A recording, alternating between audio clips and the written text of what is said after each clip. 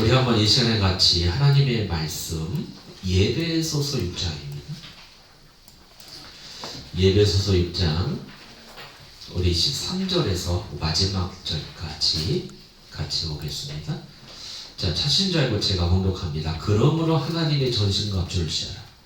이날 악한 날에 너희가 능히 대적하고 모든 일을 행한 후에 속이 이함이야. 그런즉 서서 진리로 너희 허리띠를 띠고 의의 호신경을 붙이고 평안의 복음이 준비한 곳으로 신을 신고 모든 것 이에 믿음의 방패를 가지고 이로써 능히 악한 자의 모든 불화살을 선언하고 구원의 투구와 성령의 검 곧 하나님의 말씀을 가지라. 모든 기도와 간구를 하되 항상 성령 안에서 기도하고 이를 위하여 깨어 구하기를 항상 힘쓰며 여러 성도를 위하여 구하라. 또 나를 위하여 구할 것은 내게 말씀을 주사라. 나로 입을 열어 복음의 비밀을 담대히 알리게 하옵소서 할 것이니 이 일을 위하여 내가 쇠사슬에 매인 사신이 된 것은 나로 이 일에 당연히 할 말을 담대히 하게 하려 하십니다. 나의 사정 곧 내가 무엇을 하든지 너희에게도 알리려 하노니 사랑을 받은 형제여 주 안에서 진실한 일꾼인 두기고가 모든 일을 너희에게 알리리라. 우리 사정을 알리고 또 너희 마음을 위로하기 위하여 내가 특별히 그를 너희에게 보내었노라. 아버지 하나님과 주 예수 그리스도께로부터 평안과 믿음을 겸한 사랑이 형제들에게 있을지어다. 우리 주 예수 그리스도를 변함없이 사랑하는 모든 자에게 은혜가 있을지어다. 아멘. 우리는 한 2년에 걸쳐서 예배 소설을 함께 은혜 나누었습니다. 예배 소설은 두 부분이죠. 1장과 3장까지가 기독교의 핵심 교리를 설명하고 그리고 4장부터 6장까지가 그 복음을 이해한 하나님의 백성들이 이 땅에서 어떠한 신앙생활을 할 것인가에 대한 부분을 이야기하는 겁니다. 그래서 우리는 한 2년 동안 예배 소설을 통해서 기독교가 무엇이고 또 예수를 믿는 우리의 삶은 어떤 삶이어야 하는가를 함께 나눴습니다. 여러분, 성경은 그냥 우리가 지식으로 머무르면 안 돼요. 분명히 기독교는 지식과 우리의 삶과 균형을 이루어야 된다는 것을 지금 여기서 이야기하는 겁니다. 여러분 잊지 마시고 최고의 은혜가 날마다 있기 바랍니다. 그래서 오늘이 예배소서 마지막 강의입니다. 자, 우리가 계속 전신갑주에 대해서 함께 은혜를 하죠. 여러분 기억하십니까? 자, 전신갑주 한번 외워볼까요? 자, 우리 머리에는 뭐가 있어야 돼요? 포레이트고 우리 가슴에는 호신경이 있고 우리의 허리에는 진리의 허리띠가 있어야 되고요. 그리고 우리 신발에는 복음의 신발이에요. 또 우리의 왼손에는 뭐가 있어요? 믿음의 방패가 있어야 되는 겁니다. 다 알고 계시죠? 자, 오늘 본문 17절을 다시 보시면 마지막이죠. 성령의 검, 곧 하나님의 말씀을 가지라 라고 이야기하고 있습니다. 성도는 늘 사단의 공격에 노출됩니다. 이 사단은 성도인 저와 여러분을 거짓으로 또 위장으로 그리고 속임수로 공격해 옵니다. 예수님께서도 요한복음 8장 44절에서 마귀를 뭐라고 표현하시냐? 거짓말쟁이요 거짓의 아비라고 표현하셨어요.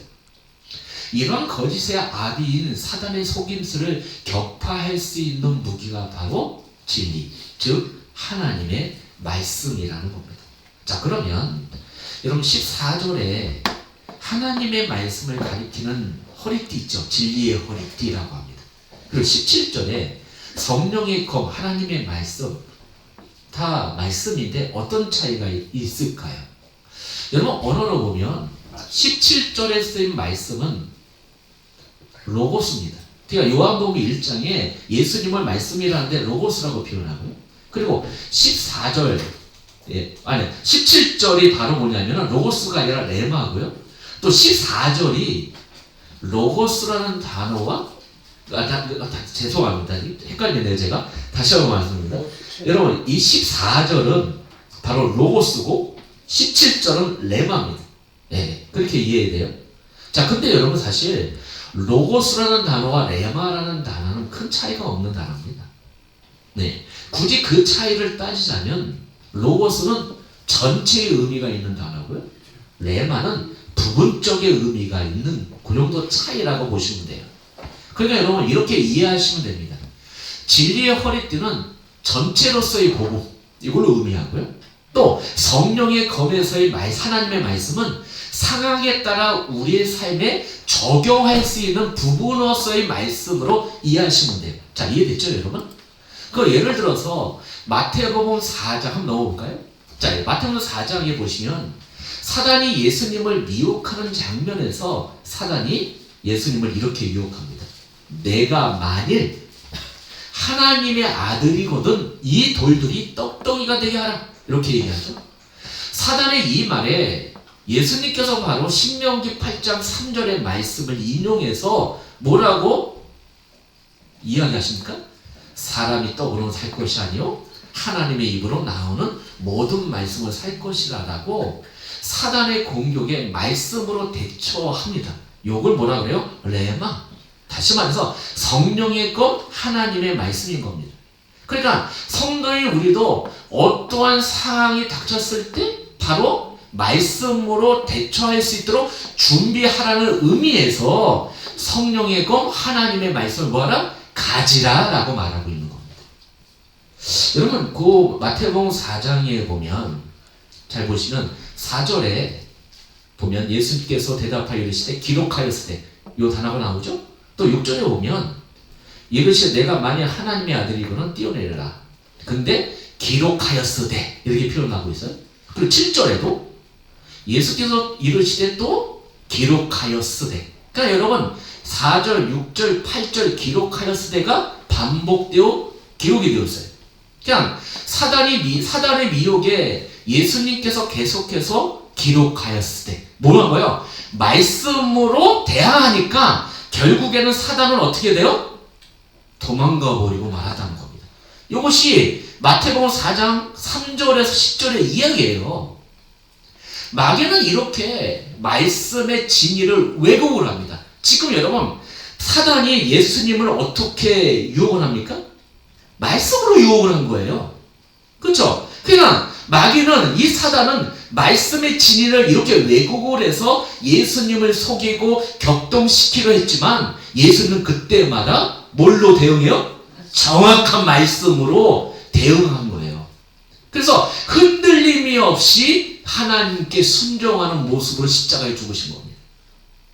그러니까 여러분 마귀의 유혹이나 공격이 왔을 때 여러분도 뭘로요? 기록되었을 때 하나님의 말씀으로 즉시 인용할 수 있게 하라는 것이 바로 뭐요? 성령의 것 하나님의 말씀이라는 겁니다.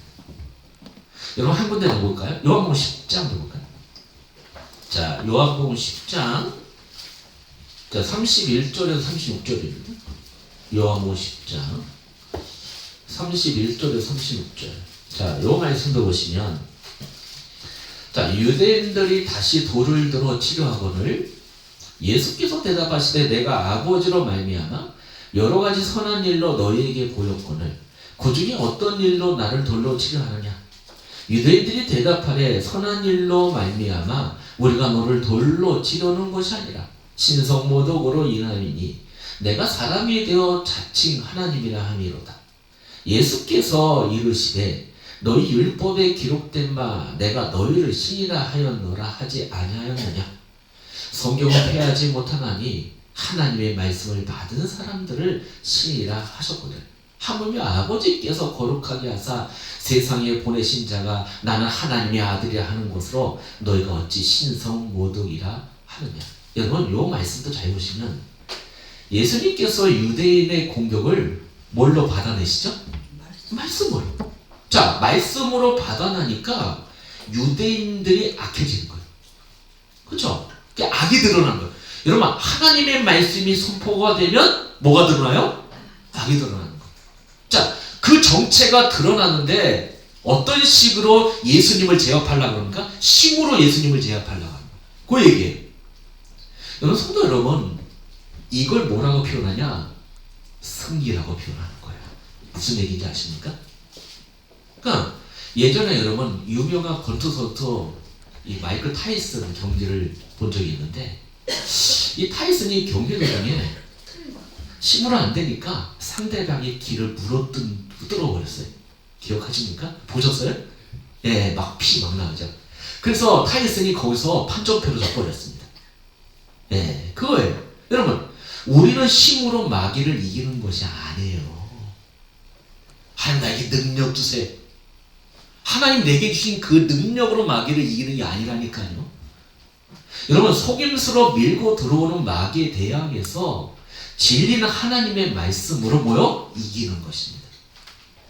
그러기 위해서는 우리가 진리는 하나님의 말씀의 진리를 어떻게 해요? 잘 파악하고 있어야 하고, 언제든지 그 말씀을 꺼내서 마귀의 그 유혹과 미혹에 대처할 수 있도록 그 말씀을 어떻게 해야 돼요? 익숙해져야 한다는 것입니다. 이것이 굉장히 중요한 부분 중에 하나예요. 근데 대부분의 성도들은요, 못해요. 왜요? 말씀의 검을 어떻게 해요? 안 가지고 있는 거죠. 그렇게 되는 겁니다. 어제 이 성경 공부를 하다가 이 녀석이 계속 질문을 하는데 제가 말씀으로 대처했어요. 하나님 말씀으로. 이렇게 하는 거예요. 또 무슨 얘기냐? 나의 어떤 종교적인 경험으로 말하는 게 아니에요. 나의 인간적이고 세상적인 어떤 지혜와 성품으로 그걸 이야기하는 게 아니에요. 뭘로 해요? 말씀으로. 그래서 여러분, 바울이 순교하기 전 영적인 아들 디모에게 이런 편지를 쓴 겁니다. 우리 한번 디모데후서 3장 볼까요? 디모데후서 3장 14절에서 17절에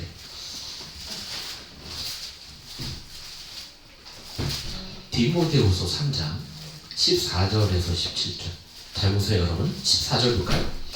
그러나 너는 디모데를 얘기하죠. 배우고 확신한 일에 거하라. 자, 여러분, 이 배우고 확신한 일이 뭐예요? 성경을 알아야 된다는 거예요. 바른 복음을 알아야 된다는 겁니다. 너는 내가 누구에게서 배운 것을 알며 또 어려서부터 성경을 알아나니 성경은 능히 너로 하여금 그리스도 예수 안에 있는 믿음으로 말미암아 구원에 이르는 지혜가 있게 하느니라. 그러니까 여러분, 하나님의 말씀은 뭐예요? 우리에게 뭐를 줘요? 구원에 이르는 지혜를 준다는 거예요. 자, 그러면서 16절에 모든 성경은 하나님의 감동으로 된 것으로 교훈, 자, 책망, 바르게 함과 위로 교육하기에 뭐한다고요? 유익하니. 자, 이것들을 통해서 17절에 하나님의 사람으로 온전하게 되며 모든 선한 일을 행한 능력을 갖춘다. 이렇게 표현하고 있어요. 그 무슨 얘기예요, 여러분? 하나님의 말씀을 바르게 깨달으면 모든 선한 일, 여러분, 이 선은 뭡니까, 여러분? 뭐라고 표현했어요? 착한 일? 뭐요? 하나님이 보시기에 좋은 상태를 얘기하는 거예요. 그러니까 하나님이 원하시는 것을 할 수 있는 능력을 할 수 있다는 거죠. 뭐를 통해서? 말씀을 통해서. 하나님 자녀인 우리가 이 세상에서 살면서 마귀의 유혹에 넘어가지 않고 하나님의 자녀로서의 신분에 맞는 삶을 잘 살아내기 위해서는 어떻게 하라고요? 배우고 확신한 그 말씀 안에 거하는 방법밖에 없다는 것입니다. 대부분 여러분, 성도들 보면 나 어렸을 때도 신앙생활 이렇게 했는데 왜 이 교회는 이렇지? 내가 경험한 목사님은 이런데 왜 저 목사님은 저렇지? 라고 이해돼요. 이해됩니다. 왜? 대부분 사람들은요, 자기가 경험하고 자기가 알고 있는 것을 하나의 기준 삼아서 어떻게 해요? 그걸 판단한단 말입니다. 근데 여러분, 조심해야 될 부분이 있어요. 과연 그것이 맞을까? 과연 그것이 성경적으로 맞는 것일까? 그래서 우리는요, 될 수 있으면 내 경험, 내 지식을 다 제하고 온전히 하나님의 말씀으로 보는 그런 것들이 중요한 거예요. 그것이 뭐요? 성령의 검이라는 겁니다.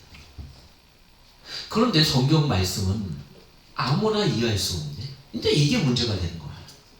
여러분, 성경 말씀은 누가 이해할 수 있을까요? 성령을 받은 사람만 이해해요. 성령을 받았다는 게 뭡니까? 성령께서 내 안에 내주하신다는 거예요. 성령이 내주했다는 얘기는 뭡니까? 그 사람이 누구예요? 하나님의 자녀라는 겁니다. 그들만 성경을 바르게 이해할 수 있다는 거죠. 자, 고린도전서 2장 12절 볼까? 고린도전서 2장 12절입니다. 자, 요 말씀 보시면, 자, 우리가 세상의 영을 받지 아니하고, 자, 요 세상의 영은 마귀 사단을 얘기하죠. 오직 하나님으로부터 영을 받았으니 누굴 얘기해요? 성령을 얘기합니다. 이는 우리로 하여금 하나님께서 우리에게 은혜로 주신 것을 알게 하시고, 그러니까 성령이 내주하신다는 얘기는요, 하나님이 은혜로 주신 것을 알게 하신다는 거예요. 깨닫게 하신다는 겁니다.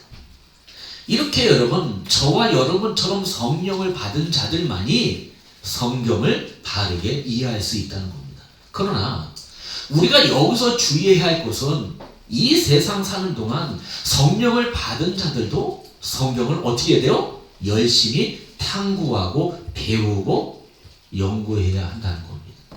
게으르면 안 된다는 거예요. 그래서 계시록 1장에 보니까 복 있는 자는 어떤 자예요? 네? 말씀을 읽고 말씀을 듣고 말씀을 행하는 자라고 분명히 기록이 되어 있는 겁니다. 자, 베드로후서 1장 볼까요? 자, 베드로후서 1장 19절에서 21절이에요. 베드로후서 1장 19절에서 21절. 자, 요 말씀도 보시면 뭐라고 되어 있습니까? 또 우리에게는 더 확실한 예언이 있어. 어두운 데를 비추는 등불과 같으니 날이 새어 샛별이 너희 마음에 떠오르기까지 너희가 이것을 주의하는 것이 옳으니라. 자, 뭘 주의하냐? 잘 보세요. 먼저 할 것은 성경의 모든 예언은 사사로이 풀 것이 아니라. 이 사사로이 푼다는 얘기는 뭐예요, 여러분? 내 경험대로, 내 체험한 대로, 내가 알고 있는 대로 풀어버리는 거예요. 그렇게 하지 말라는 겁니다. 예언은 언제든지 전에 있죠. 예언은 뭡니까? 하나님의 계시를 받고 하나님 말씀을 전하는 것이 예언입니다. 사람의 뜻으로 낸 것이 아니요 오직 성령의 감동하심을 받은 사람들이 하나님께 받아 말한 것입니다. 지금 여러분, 지금 저는 뭐 하고 있는 거예요? 예언하고 있는 겁니다. 지금 그것을 이야기하거든. 자, 근데 여러분 보세요. 베드로전서 1장 한번 볼까요? 1장 10절에서 11절. 베드로전서 1장 10절에서 11절. 그래서 어떻게 되냐? 자, 10절 볼까요? 이 구원에 대한 너희에게 임할 은혜를 예언하던 선지자들이 어떻게 했어요? 연구하고 부지런히 살폈어. 자, 여러분 보세요. 그냥 가만히 기도하고 있으니까 하나님 다 가르쳐 준 게 아니에요. 뭐 했어요, 여러분? 이 선지자들이 연구하고 부지런히 살폈다는 거예요. 11절에 자기 속에 계신 그리스도의 영이 그 받으실 고난에 후에 받으실 영광을 미리 증언하여 누구를 또는 어떠한 때를 지시하시는지 상고하니라. 여러분 늘 상고하셔야 돼요. 말씀을.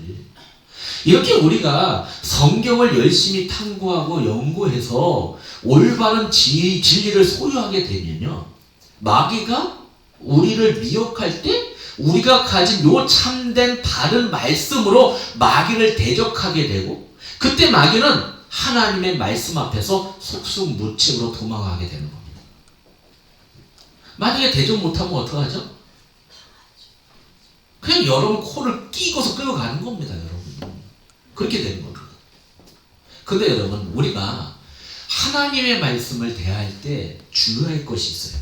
그게 뭐냐면, 하나님의 말씀을 그냥 지시로만 갖고 있으면 어떻게 돼요? 마귀에게 그냥 당해요. 그냥 아는 것이 신이다 해가지고 그 아는 것이 뭘로 가요? 교만으로 가버릴 수가 있다는 거예요. 그거 조심하라는 겁니다. 자, 사도행전 볼까요? 19장 12절에서 16절입니다. 자, 여기 보면 사도행전 19장 12절에서 16절입니다. 자, 심지어 사람들이 바울의 몸에서 손수건이나 앞치마 하나를 가져다가 병든 사람에게 얹으면 그 병이 떠나고 악기로 나가더라. 이에 돌아다니며 마술하는 어떤 유대인들이 시험삼아 악기 들린 자에게 주 예수의 이름을 불러 말하되 내가 바울이 전파하는 예수를 의지하여 너희에게 명하노라 하더라. 유대의 한 제사장 스게와의 7 아들도 이 일을 행하더니, 자, 누구의 이름을 부른 거예요? 예수의 이름을 부르면서 하는 거예요. 악기가 대답하여 이르되 내가 예수도 알고 바울도 알고냐 너희는 누구냐며 악기 들린 사람이 그들에게 뛰어올라 눌러 이기니 그들이 상하여 벗은 몸으로 그 집에서 도망하는지라. 예, 여러분 오늘날에도 얼마나 많은 사람이 열심히 교회 다니면서 예수의 이름을 들먹이며 연극을 하는지 모릅니다. 신앙생활하는 모습을 보면 꼭 마귀짓을 하는 사람들이 엄청 많다는 얘기예요. 그래서 성도 여러분은 먼저 여러분이 지금까지 알고 있는 모든 것을 전부 다 의심해야 합니다. 우리는 매일매일 나는 정말 올바로 가고 있는가? 나는 정말 하나님의 마음을 아는가? 하나님의 소원을 아는가? 그리고 내 인생의 목적이 하나님의 소원과 계획하고 맞는가? 내가 지금까지 알고 있는 이 복음이라는 것이 정말 예수님의 가르침하고 일치하는가? 사도와의 가르침하고 일치하는가? 점검하셔야 돼요. 또 점검하셔야 돼요. 이렇게 살아가는 것이 우리 신앙생활이어야 한다는 겁니다. 그게 바로 하나님의 말씀의 검입니다. 그리고 여러분 아까도 이야기했지만 말씀을 우리가 대할 때 그 말씀이 사사로이 해석되지 않도록 늘 성령의 인도하심과 성령의 조명을 강구하면서 말씀을 읽고 대하셔야 되는 겁니다. 그런데 여기서 우리가 조심해야 할 것이 있는데 너무 성령의 영적인 부분을 계속 추구하고 치우치게 되면 이상한 쪽으로 흐르게 돼요. 그 이상한 쪽이 뭐냐면은 체험적으로 흐르게, 균형이 중요한 거예요. 여러분 영국의 훌륭한 개혁자 중에 조지 폭스라는 분이 있어요. 그런데 이분이요 점점 기록된 말씀을 무시하고, 그러니까 이 말씀을 무시하고 그 내적인 빛, 성령의 조명만을 강조하기 시작한 거예요. 그래서 이분이 뭘 나중에는 어떻게 되냐, 즉각적인 영감만을 의지해요. 영감. 그러니까 뭔가 하나님 성령이 역사해가지고 뭔가 나의 계시를 주고 깨닫게 하는 그것만 의지하게 됐다는 거예요.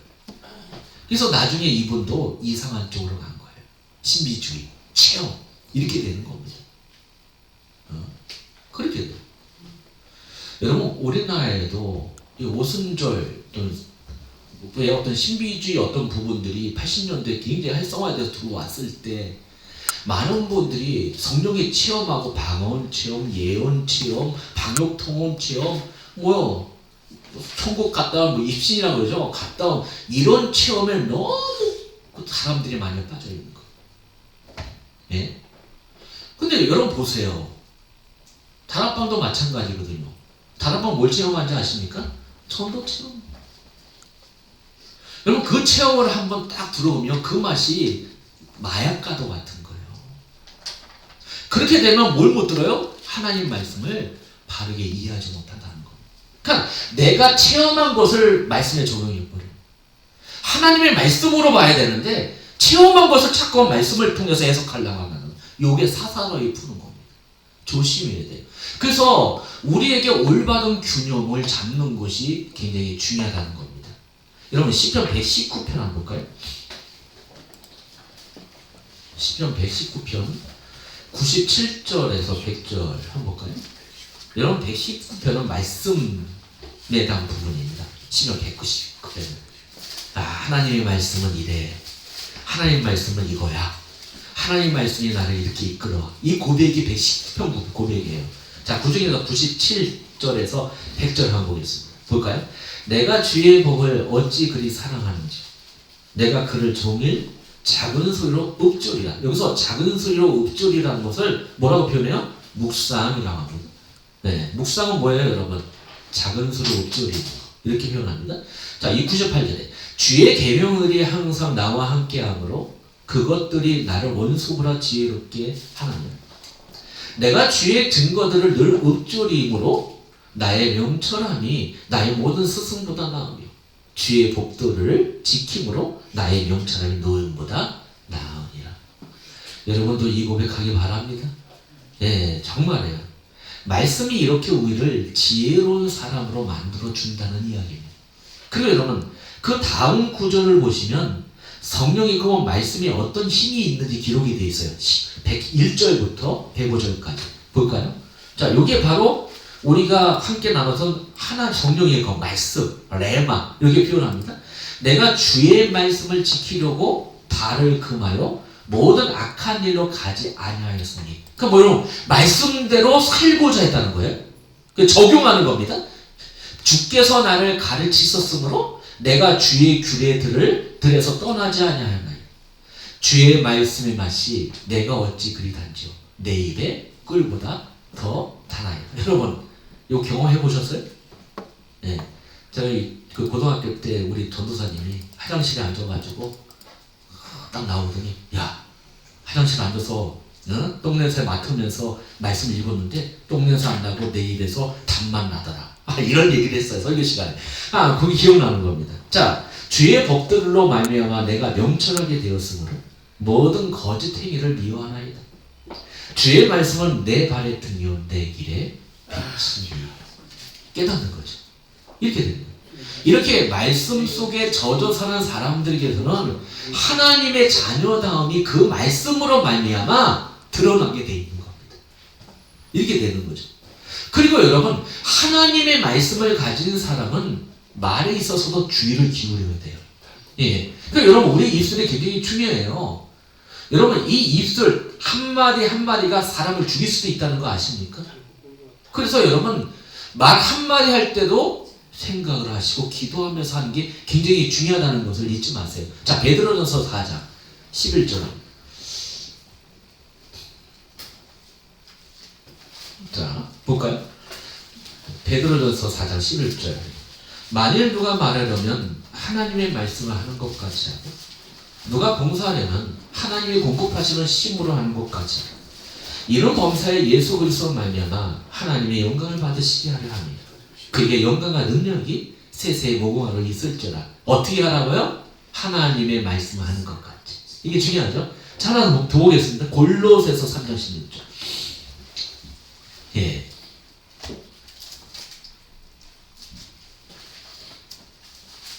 자, 여기 보니까 뭐라고 되어 있냐? 그리스도의 말씀이 너희 속에 풍성히 거하며. 자, 이게 굉장히 중요하죠? 네. 네. 여러분, 조금 거하며, 그게 아니라 풍성히 거하며, 모든 지혜로 피차 가르치며 권면하며 시와 찬송과 신령한 노래를 부르며 감사하는 마음으로 하나님을 찬양하고. 그래서 여러분, 우리가 우리 안에 하나님의 말씀으로 풍성히 담기 전에는 어떻게 보면 말을 많이 하지 않는 것도 좋습니다. 인간은 나면서부터 자기를 높이고 싶어 하고요. 자기를 증명하고 싶어 하고요. 네. 그리고 뭡니까? 남들한테 인정받기를 원해요. 이게 본능적으로 이렇게 태어났기 때문에 항상 입만 열면 자기 자신을 보호하고 변호하기 힘씁니다. 그냥 남의 어떤 사항을 절대로 인식을 안 해요. 여러분 보세요. 한국 사람들이 제일 못하는 게 뭔지 아십니까? 듣지를 못해요. 듣는 것부터 못해요. 상대방이 말하는 것을 잘 들을 줄 알아야 되는데 듣지를 못해요. 자, 듣지를 못하니까 뭐하냐? 내 속에 있는 것만 말하는 거. 그래서 그러니까 나를 방어하고 나의 것을 챙기기 위해서 남을 비판하고, 그렇죠? 남을 낮추게 된다는 거죠. 그래서 하나님은 하나님의 말씀을 너희 속에 풍성히 뭐하라? 담으라고 하시는 겁니다. 우리 안에서 말이 나올 때 하나님의 말씀을 하는 것처럼 나올 수 있도록 그리하라는 것입니다. 말 많이 하는 사람을 보시면 여러분 실수 많이 하죠. 이런 사람들은 말로 남의 가슴에 빗을 꽂아 놓고도 자기가 그렇게 한지를 몰라요. 조심하셔야 돼요. 그러니까 성도 여러분, 하나님의 말씀이 여러분 안에 풍성히 담을 때까지 여러분 조심하시기 바랍니다. 여러분, 말이라는 것은 내가 뭐를 당겨냐에 따라서 드러나게 돼 있다는 거죠. 굉장히 중요해요. 맞잖아요. 네. 바울은 이렇게 성도들이 입어야 하는 하나님의 전신갑주에 대해서 아주 자세하게 설명한 후에 그 전신갑주 위에다가 기도를 이렇게 얹어 놓습니다. 그렇죠? 여러분, 제가 가진 책 중에 엘리암 거널이라는 분이 쓰신 그리스도의 전신갑주라는 책이 있어요. 이 두 권으로 이렇게 나눠져 있는데, 이 그리스도의 전신갑주는 예배서 6장 10절에서 18절의 내용을 주석해 놓은 책입니다. 근데 여러분, 요 두 권의 책을 합하면 1800페이지가 돼요. 이렇게 두꺼워요. 그러니까 전신갑주의 내용을 1800페이지의 내용으로 담아냈어요. 굉장히 내용이 풍성하죠. 근데 여러분, 이 1800페이지 중에 기도의 부분은 600페이지나 돼요. 읽다가 지겨워가지고 제가 600페이지가 되는 겁니다. 그러니까 여러분, 무슨 얘기예요? 성도들의 신앙생활에 있어서 기도가 얼마나 중요한지 말하고 있는 겁니다. 여러분, 존 칼빈도 마귀가 가장 두려워하는 장면을 뭘로 표현하냐면은 연약한 그리스도인이 무릎을 꿇을 때, 이렇게 고백을 했어요. 성도 여러분, 기도는 연약하고 무기력하기 짝이 없는 우리가 그 누구도 비교할 수 없는 전지전능하신 하나님의 아버지께 도움을 요청하는 행위이기 때문에 마귀가 가장 두려워하는 것입니다. 오늘 본문에서도 기도가 얼마나 중요한지 바울이 18절 한 구절에 모두라는 헬라어로 파스라고 해요. 예? 모두라는 단어를 4번이나 반복하고 써 있어요. 모두. 지금 번역은 항상 되잖아요. 근데 전부 다 모두예요. 모두. 항상. 그러니까 여기서 모든 기도는 기도가 얼마나 중요한지를 나타내는 강조 요법입니다. 네. 그러니까 항상 모두 4번이나 강조하고 있다는 거예요. 그리고 항상이라는 단어는 우리의 일상의 모든 경우를 의미합니다. 그러니까 모든 상황에 뭐하라? 기도하라는 거죠. 기쁠 때 기도하고, 슬플 때 기도하고, 괴로울 때 기도하고, 행복할 때 기도하라는 것이 항상입니다. 그리고 깨어 구하기를 항상 하라고 하죠. 그래서 성도의 삶 속의 기도는 뭐예요, 여러분? 책임이고 의무입니다. 선택이 아니에요. 뭐라고요?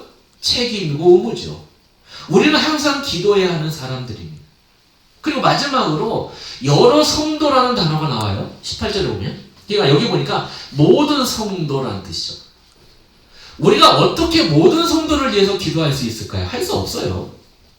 여기서 모든 성도를 위해 기도하라는 말씀은 기도는 나만의 것이 아니라는 거예요. 우리는 우리의 천국 형제 자매들에게 깊은 관심을 가져야 한다는 말씀입니다.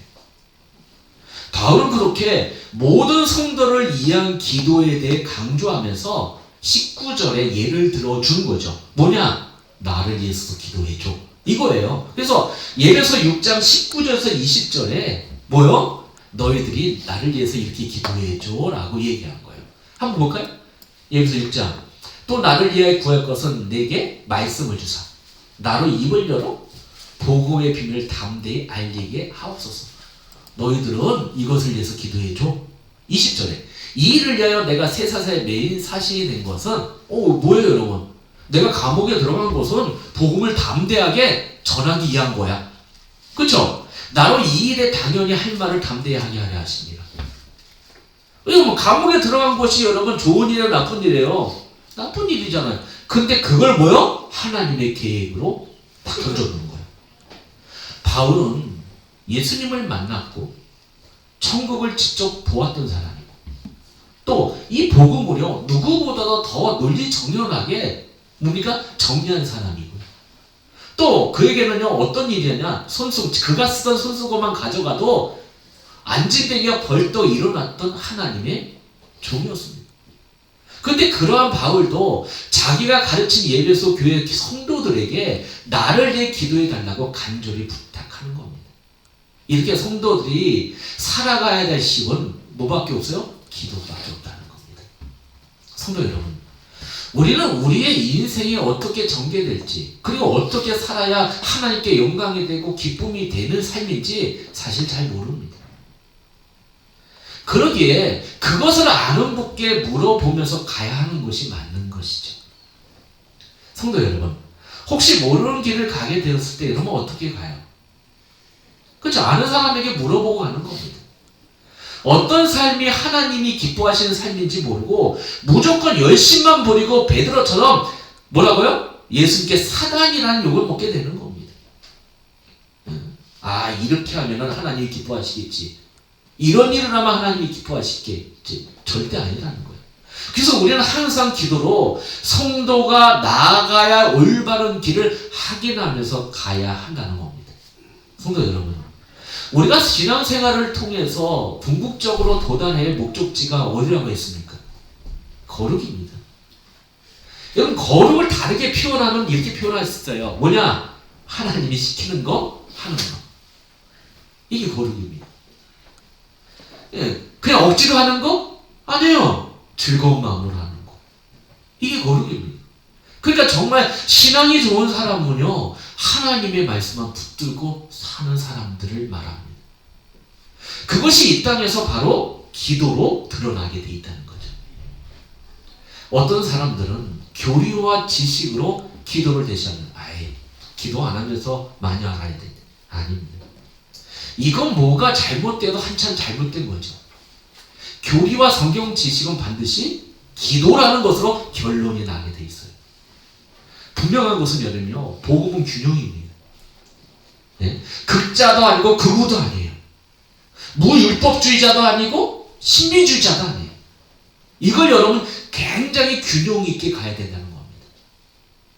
성도 여러분, 그러나 올바른 지식 속에 올바른 기도가 나오는 겁니다. 우리가 신앙생활하면서 그 신앙이 깊어지면 깊어질수록 성도는 자주 하나님을 찾게 되어 있습니다. 그래서 성도의 신앙생활은 전투입니다. 싸움입니다.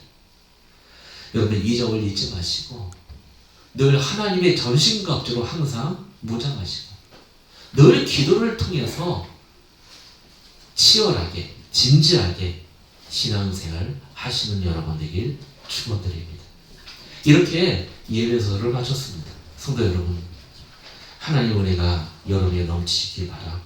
늘 예수를 아는 그 갈망함이 여러분에 있길 바랍니다. 기도드리겠습니다. 하나님 아버지께 감사드립니다. 우리에게 성령의 검 하나님의 말씀을 주시니 감사드립니다. 늘 이 말씀을 마귀가 유혹할 때 꺼내 쓸 수 있도록 하나님의 말씀을 더 많이 탐구하고 연구하고 배울 수 있도록 주께서 인도하여 주시고, 이제는 이 전신갑주 위에 정말로 이 기도를 얹어놓아 하나님이 원하시는 것을 바르게 이해하고 깨달을 수 있도록 주께서 인도하여 주시옵소서. 예수 그리스도의 이름으로 기도드렸습니다. 아멘.